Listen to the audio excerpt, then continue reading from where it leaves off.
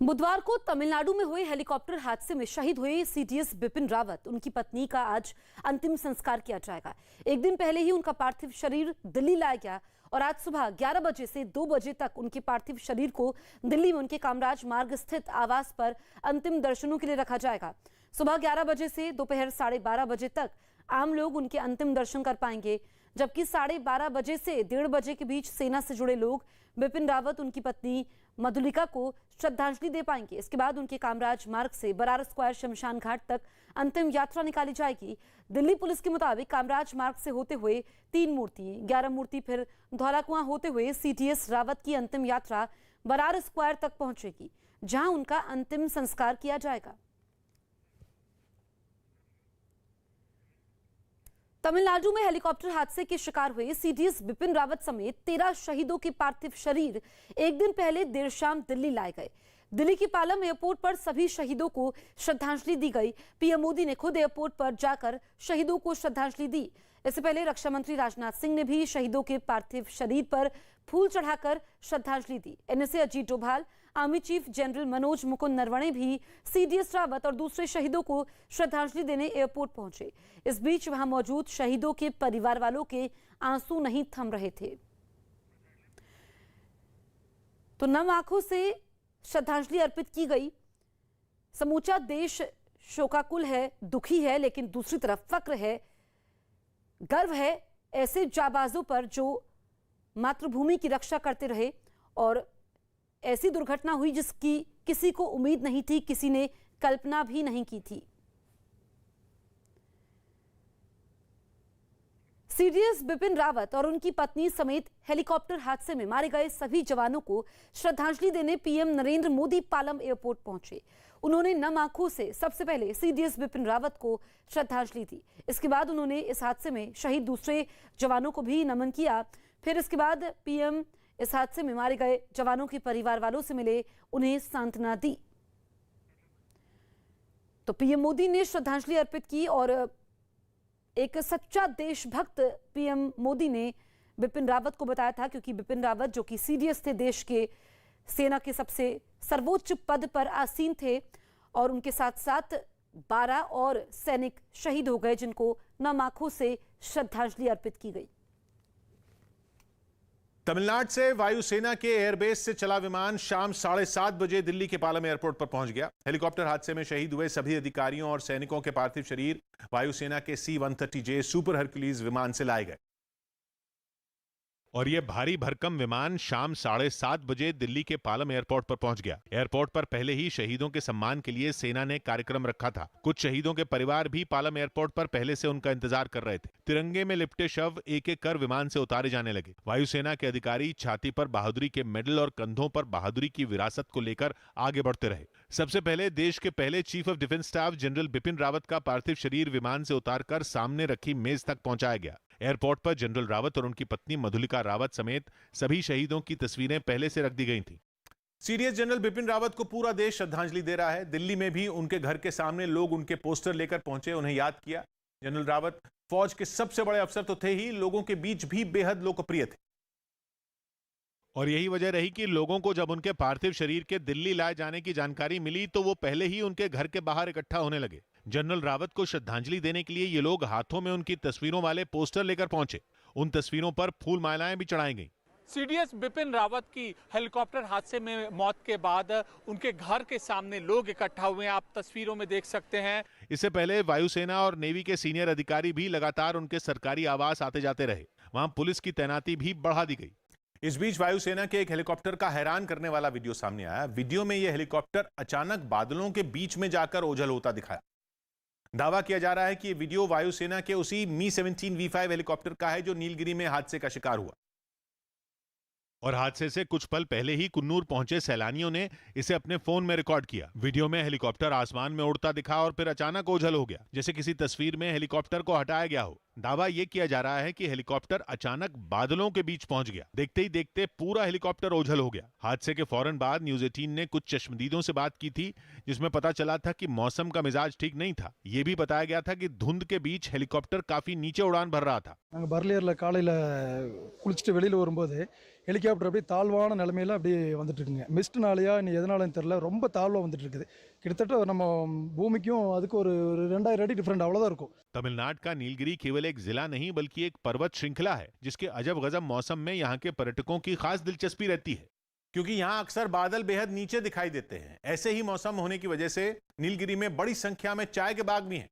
लेकिन एक तो समुद्र से नजदीकी और दूसरी तरफ ऊंचे ऊंचे पहाड़, इन दोनों की वजह से यहां का मौसम बहुत तेजी से बदलता है, क्योंकि जैसे ही धूप निकलती है तो तापमान बढ़ जाता है और समंदर से निकलने वाली भाप बनकर खींची चली आती, और मौसम का बदलाव इतनी तेजी से होता है कि पहले से अनुमान लगाना भी मुश्किल है। असल में नीलगिरी की पहाड़ियां करीब 2 से 2500 मीटर तक ऊंची हैं। यहां की सबसे ऊंची पहाड़ी की ऊंचाई तो 2637 मीटर। हालांकि बादल आमतौर पर 3000 मीटर की ऊंचाई पर बनते हैं, लेकिन नीलगिरी पहाड़ और समंदर के बीच फासला बहुत कम है, जिसकी वजह से वहां 2000 मीटर से कम ऊंचाई पर ही घने बादल बन जाते हैं। मतलब यह कि नीलगिरी में अगर आप किसी भी गांव या कस्बे में हैं तो आपको बादल 3000 मीटर नहीं बल्कि केवल 1000 मीटर या इससे काफी कम ऊंचाई पर दिखने लगते हैं। सीडीएस का हेलीकॉप्टर जिस तरह से गायब होता हुआ और बादलों के बीच में जाता हुआ दिखा, इसको देखकर अनुमान लगाया जा रहा है कि मौसम का ऐसा ही मिजाज हादसे की वजह बना। पालम एयरपोर्ट पर रक्षा मंत्री राजनाथ सिंह ने भी शहीद जवानों के परिवार वालों से मुलाकात की। इस दौरान राजनाथ सिंह के साथ सेना के कई अधिकारी मौजूद रहे। रक्षा मंत्री एक एक कर सभी के पास गए और उन्हें ढांढस बंधाया। तो शहीदों के परिवार वाले भी एयरपोर्ट पर मौजूद थे। सबसे मुश्किल घड़ी परिवार वालों के लिए, क्योंकि 13 सैनिक इसमें हमारे शहीद हो गए और रक्षा मंत्री राजनाथ सिंह उनके बीच पहुंचे। बिपिन रावत की 2 बेटियां हैं, जिसमें एक की शादी हुई है, वो भी एयरपोर्ट पर मौजूद थी। और मुश्किल वक्त, क्योंकि विदाई की अंतिम बेला और परिवार के लिए बहुत मुश्किल होता है ये यकीन कर पाना कि अब उनका अपना इस दुनिया में नहीं है। दिल्ली की रोहिणी कोर्ट में एक लैपटॉप के बैग में धमाके से एक सिपाही घायल हो गया। आशंका है कि इसमें बम था, जिसकी तीव्रता कम थी। इस धमाके के बाद एनएसजी और फोरेंसिक की टीमें कोर्ट पहुंची और इस धमाके की वजह जानने की कोशिश की। मध्य प्रदेश सरकार ने कोरोना के नए खतरे के बीच राज्य में सभी जरूरी मेडिकल सुविधाएं होने का दावा किया। साथ ही अस्पतालों में ऑक्सीजन की कमी भी नहीं होने की बात कही। पूरे प्रदेश के अंदर हमारे हर जिले में ऑक्सीजन प्लांट तैयार। सोनिया गांधी के 75वें जन्मदिन के मौके पर प्रधानमंत्री मोदी ने उन्हें सोशल मीडिया पर शुभकामनाएं दी। साथ ही सोनिया गांधी की अच्छी सेहत की भी कामना की। पालम एयरपोर्ट पर पीएम मोदी और रक्षा मंत्री के बाद सेना प्रमुख एमएम नरवणे ने भी सीडीएस बिपिन रावत को श्रद्धांजलि दी, जिसके बाद वायुसेना प्रमुख वीआर चौधरी ने भी सीडीएस बिपिन रावत और उनकी पत्नी समेत सभी शहीदों को श्रद्धांजलि दी। जिसके बाद नौसेना प्रमुख एडमिरल हरि कुमार ने भी सभी को श्रद्धांजलि दी। तो तीनों सेनाओं के प्रमुख मौजूद थे, सभी ने श्रद्धांजलि अर्पित की।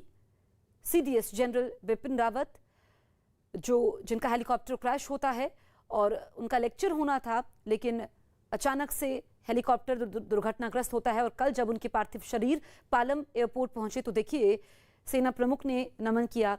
दूसरी तस्वीर में आप देखिए वायुसेना प्रमुख ने भी श्रद्धांजलि अर्पित की और इसके अलावा नौसेना प्रमुख ने भी नमन किया।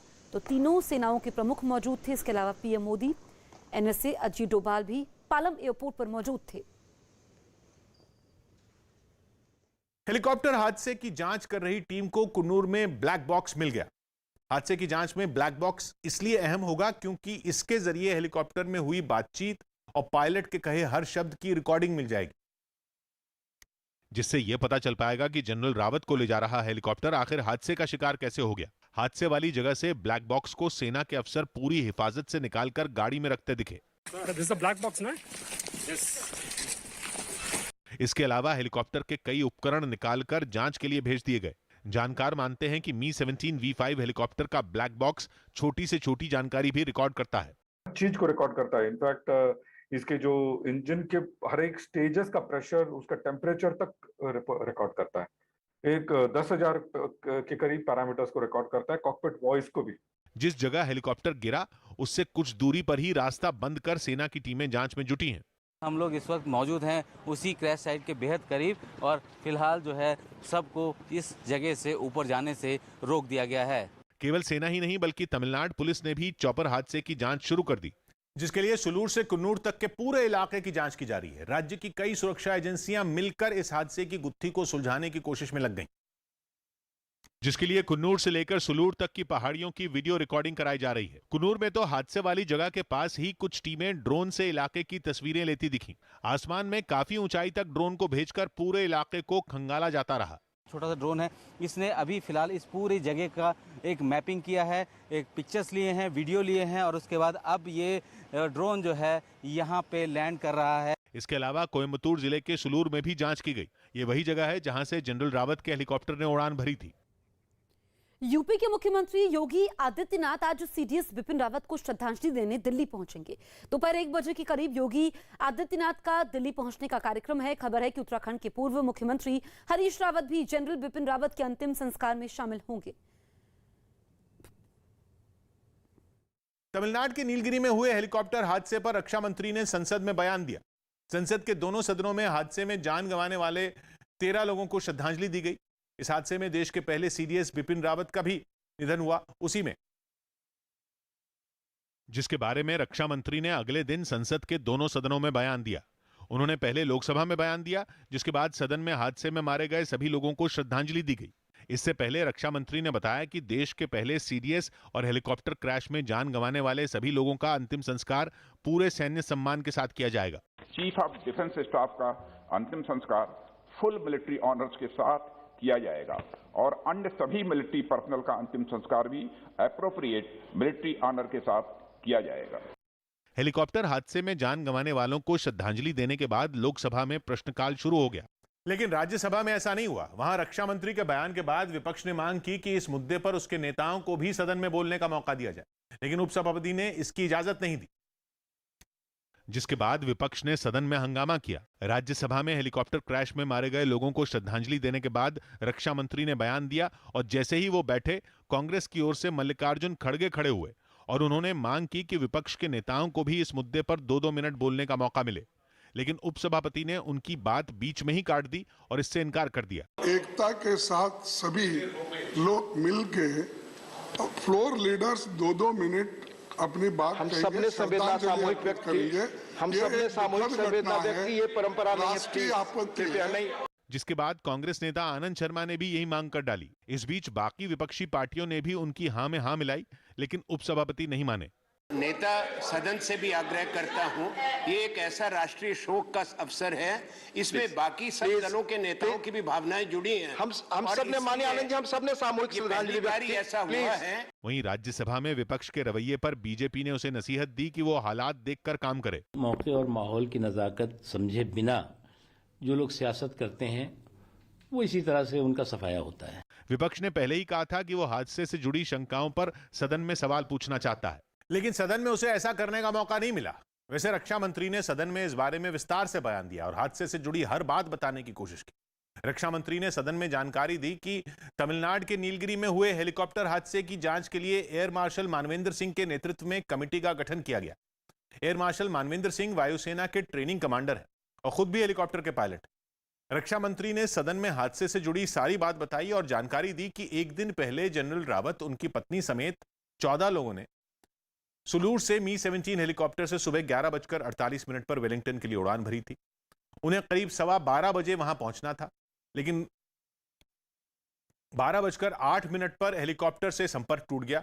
बाद में कुन्नूर के पास जंगल में स्थानीय लोगों ने आग लगी देखी और मौके पर जाकर हेलीकॉप्टर को आग की लपटों से घिरा देखा, जिसके बाद स्थानीय प्रशासन का एक बचाव दल वहां पहुंचा। आरजेडी नेता तेजस्वी यादव की दिल्ली में शादी हो गई। आरजेडी नेता तेजस्वी यादव की दिल्ली में शादी हो गई। उनके इस शादी समारोह में परिवार के करीबियों के अलावा एसपी नेता अखिलेश यादव भी शामिल हुए।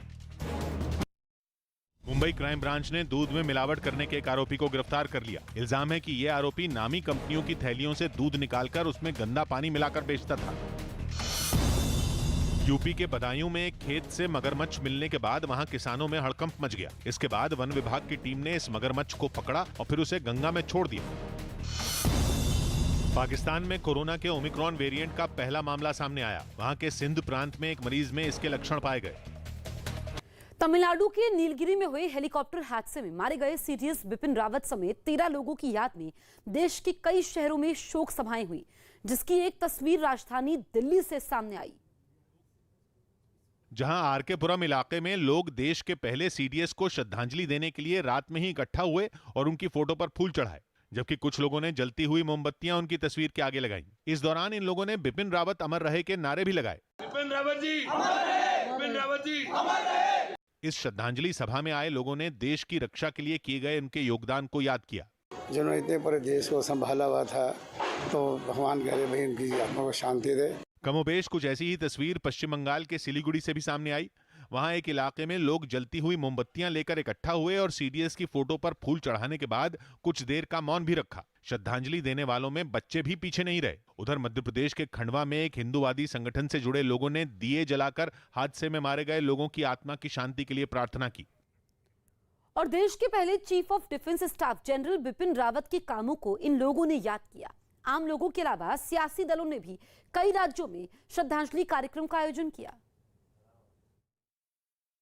जिसकी एक तस्वीर जम्मू कश्मीर के अनंतनाग से सामने आई। वहां बीजेपी कार्यकर्ताओं ने बिपिन रावत और उनकी पत्नी मधुलिका रावत समेत सभी 13 लोगों को श्रद्धांजलि दी, जबकि इस कार्यक्रम में आए सुरक्षा बल के कुछ जवानों ने सीडीएस को सलामी देने के साथ ही 2 मिनट का मौन रखा। श्रद्धांजलि कार्यक्रम में आए लोगों ने बिपिन रावत के निधन को देश के लिए बड़ा नुकसान बताया। जो हमारे बीच में आज नहीं रहे, जो शहीद हुए, उनको अल्लाह ताला स्वर्ग नसीब करे, जन्नत नसीब करे। तो वहीं नेशनल कॉन्फ्रेंस के नेता फारूक अब्दुल्ला और उनकी पार्टी के कार्यकर्ताओं ने कार्यक्रम के दौरान मारे गए लोगों की आत्मा की शांति के लिए कुछ देर का मौन रखा। उधर जम्मू में डोगरा फ्रंट के कार्यकर्ताओं ने एक शोक सभा बुलाई और हाथों में तिरंगे लेकर सीडीएस के नाम के नारे लगाए।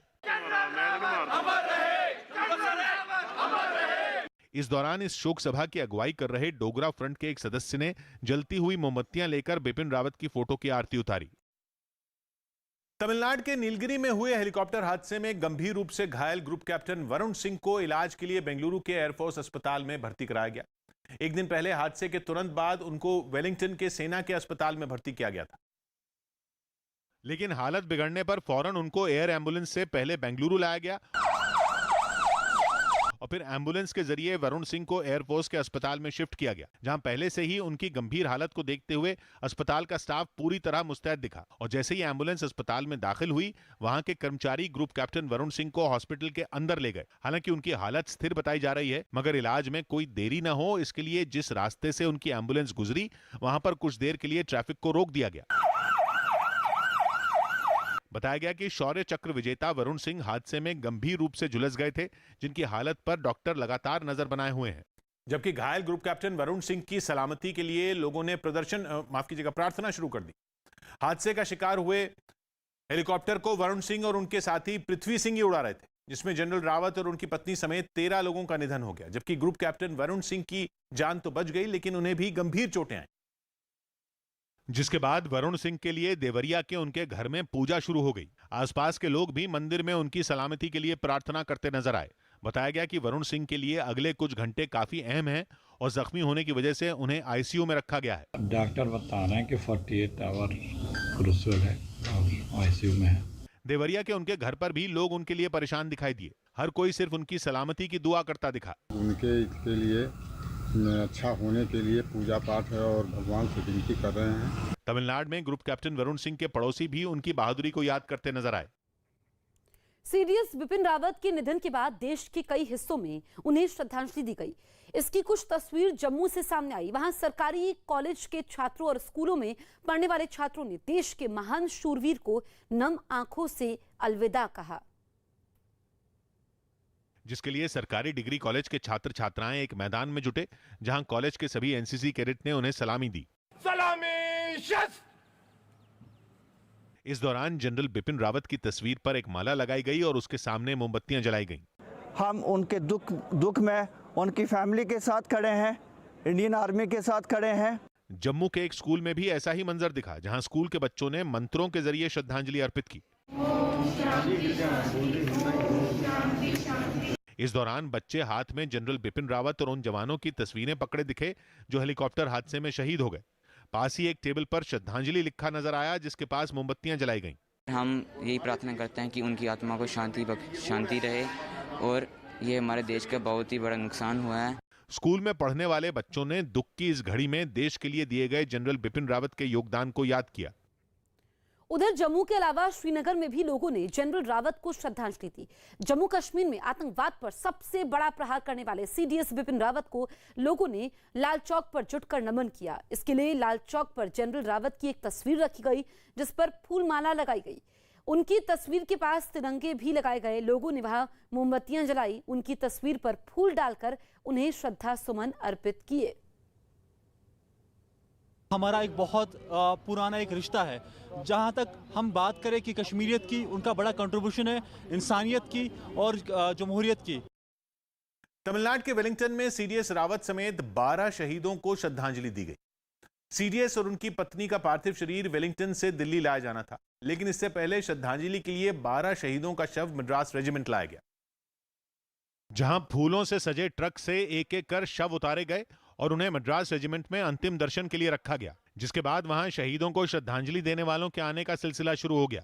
श्रद्धांजलि देने वालों में तमिलनाडु के मुख्यमंत्री एम.के. स्टालिन भी शामिल थे। मद्रास रेजिमेंट में शहीदों को आखिरी सलाम के बाद वो वहां थोड़ी देर ठहरे और सेना के अधिकारियों से बात की। जिसके बाद वहां तेलंगाना की राज्यपाल भी पहुंची और उन्होंने शहीदों को आखिरी सलाम किया।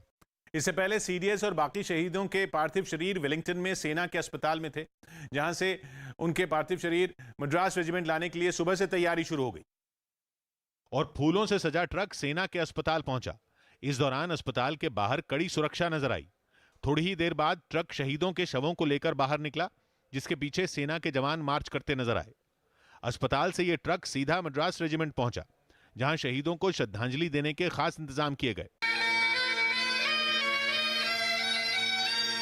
सेना के आला अधिकारियों की मौजूदगी में नेता और दूसरे लोगों ने उन्हें अंतिम विदाई दी। सीडीएस बिपिन रावत के निधन की खबर सुनकर उत्तराखंड के चमोली के एक इलाके के लोग बेहद भावुक हो गए। उन लोगों ने उस वक्त को याद किया जब जनरल बिपिन रावत अक्टूबर 2019 में बतौर आर्मी चीफ उनके इलाके में पहुंचे थे और तब लोगों ने उनके सामने अपनी सबसे बड़ी परेशानी रख दी थी। बताया गया कि उस वक्त उस इलाके में कोई मोबाइल टावर नहीं था, जिसकी वजह से लोग फोन पर बात नहीं कर सकते थे। लेकिन जब जनरल बिपिन रावत को इस बात की जानकारी मिली तो उन्होंने गांव के लोगों से जल्द ही मोबाइल टावर लगवाने का वादा कर दिया था। लेकिन हमारे मोबाइल टावर दुख लगाने वाले की बात आपसे कह रहे हैं। गांव वालों ने बताया कि उस वक्त के आर्मी चीफ रहे बिपिन रावत ने जल्द ही अपने वादे को पूरा करके दिखा दिया। देखते ही देखते 1-2 महीनों के पश्चात हमारे पूरे घाटी में 7-8 टावर लगभग जियो के उन्होंने इशू करवाए। अक्टूबर 2019 में जब बिपिन रावत ने इस इलाके का दौरा किया था, तब उन्होंने न केवल सेना के जवानों से बल्कि वहां के लोगों से भी मिलकर उनकी परेशानी सुनी थी। इस दौरान गांव वालों ने भी बेहद गर्मजोशी से उनका स्वागत किया था। बिहार के भागलपुर में नाथनगर स्टेशन के पास रेलवे ट्रैक पर एक बम धमाका हो गया। बिहार के भागलपुर में नाथनगर स्टेशन के पास रेलवे ट्रैक पर एक बम धमाका हो गया, जिसमें एक आदमी की मौत हो गई। बताया गया कि इस ट्रैक से कूड़ा उठाते समय यह धमाका हुआ। कोरोना के नए खतरे के बीच गुजरात के अहमदाबाद में कुछ जगहों पर जाकर स्वास्थ्य विभाग की एक टीम ने जांच पड़ताल की। इस दौरान ये टीम एक शादी समारोह में भी पहुंची। जहां उसने ये देखा कि इस पार्टी में कहीं कोरोना नियम तो नहीं टूटे। हम सबको चेक कर रहे हैं कि उनके सर्टिफिकेट देख रहे हैं सेकंड डोज के, जिसके भी बाकी हो वो जो वैक्सीन का टेबल है वहाँ पर जाके वैक्सीन ले ले। विजय हजारे ट्रॉफी में हैदराबाद की टीम ने दिल्ली को 79 रनों से हरा दिया। साथ ही पंजाब ने रेलवे की टीम को 3 विकेट से शिकस्त दे दी। तमिलनाडु के सुलूर में हुए हादसे से पड़ोसी राज्य केरल में भी मातम छा गया। हेलीकॉप्टर क्रैश में त्रिशूर जिले के रहने वाले JW यानी junior warrant officer Pradeep Kumar की शहादत हो गई,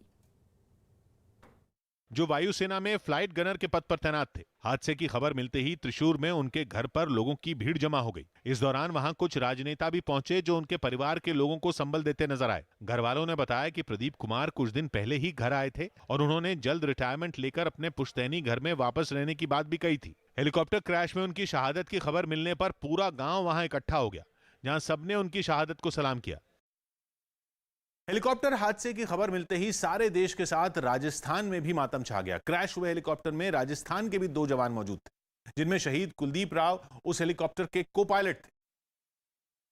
और जैसे ही हेलीकॉप्टर क्रैश की खबर उनके परिवार तक पहुंची, पूरा गांव गमगीन हो गया। झुंझुनू के रहने वाले स्क्वाड्रन लीडर कुलदीप राव की मां का गला रुआंसा हो गया, लेकिन हिम्मत टस से मस नहीं हुई। शहादत की खबर ने सारे गांव की आंखें नम कर दी। बताया गया कि शहीद कुलदीप राव के परिवार में उनके पिता, बहन और जीजा भी फौज का हिस्सा रहे हैं। उनके परिवार ने बताया कि कुलदीप एक जांबाज पायलट थे और पिछले कई साल से सेना के विमान उड़ा रहे थे। इसी हेलीकॉप्टर उड़ा रहा था, सेल्लोर है कोयम्बटूर में, उसमें पोस्टेड है। स्क्वाड्रन लीडर कुलदीप राव की शहादत पर राज्य के पूर्व उप मुख्यमंत्री सचिन पायलट ने ट्वीट कर दुख जताया।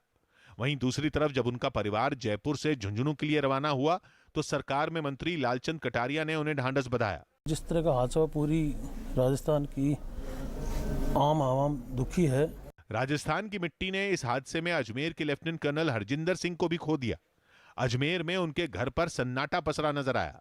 हादसे की खबर मिलने के बाद वैशाली इलाके में भी मातम छा गया। हेलीकॉप्टर हादसे में शहीद लांस नायक साई तेजा के घर पर भी लोग गमगीन नजर आए। हादसे के वक्त सीडीएस बिपिन रावत के साथ मौजूद साई तेजा आंध्र प्रदेश के चित्तूर के रहने वाले थे, जिनकी शहादत की खबर मिलते ही सारा गांव शोक में डूब गया। उनके घर पर लोगों का तांता लगा नजर आया, जिसके बाद वहां पुलिस की तैनाती भी की गई। वहां मौजूद सभी लोगों की आंखें नम नजर आई।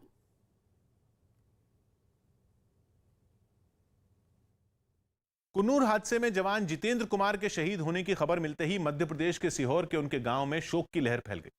वो शहीद जनरल बिपिन रावत की सुरक्षा में पिछले कई दिनों से तैनात थे और हादसे के वक्त उसी हेलीकॉप्टर में मौजूद थे।